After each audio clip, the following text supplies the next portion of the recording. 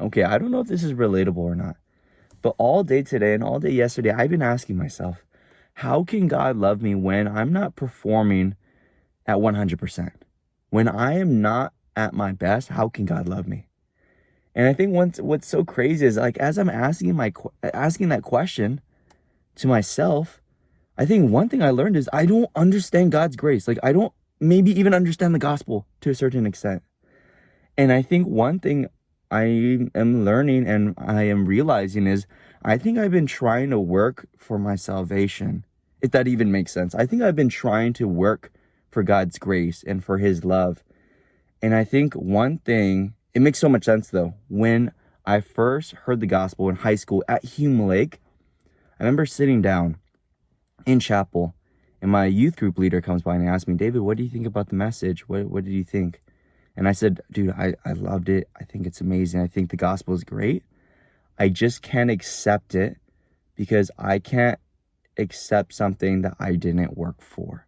And I don't want something that I don't like how Jesus had to die for my sins. I don't like the fact that he had to go through all the pain that I deserved.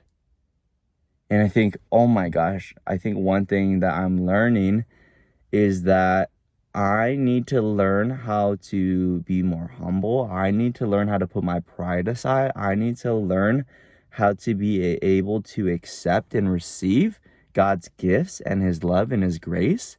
My professor today, she said that God can't love you any more or any less. And I'm like, oh my gosh, what? Like, what? Like, that's so obvious. But she's like, God can't love you any more or any less. And God's love is stable. And I think I obviously know that, like, intellectually, like, yes.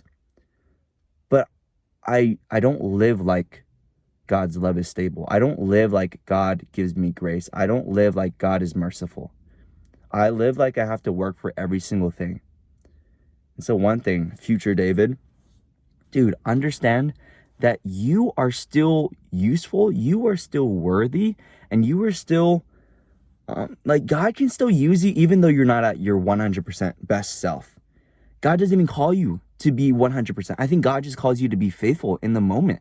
And if you have 50% faith, great, God gives you 50% grace. And so understand, whatever faith you have, just give it to God. Whatever energy you have to be in the word, just use that energy to be in the word. And understand that you don't have to work, you don't have to perform for God's love, for his grace, and for his mercy.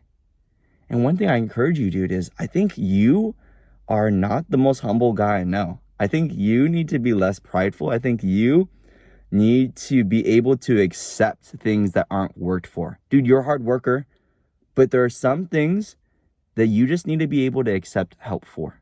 Like, imagine you're like on the surgery table and you're like, oh no, the only way for me to survive is if I do surgery on myself. Like, that is so stupid. And it's like, oh, I'm doing that to myself, but with the gospel. Like, bro, accept the gospel, accept his grace, accept his love.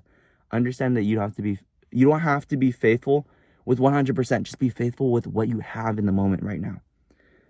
And understand that God can't love you any more or any less. His love is stable.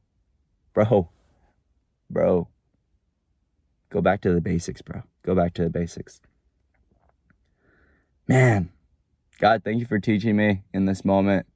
You're so amazing.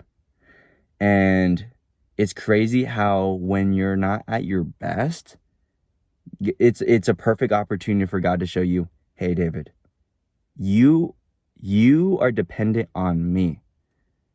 You need me more than I need you. And that hurts. It's like God doesn't even need us, but he wants us.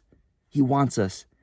And the fact that I'm not doing well physically, emotionally, and spiritually, it's just a perfect way to exemplify how great our God is. Because when we're not able to be our best, his grace and his mercy covers the rest. Toad, God is good. Be humble, bro. I don't know how to exit this video, but I guess see you guys later. Love you. Bye. Oh my God. Okay, bye. Bye.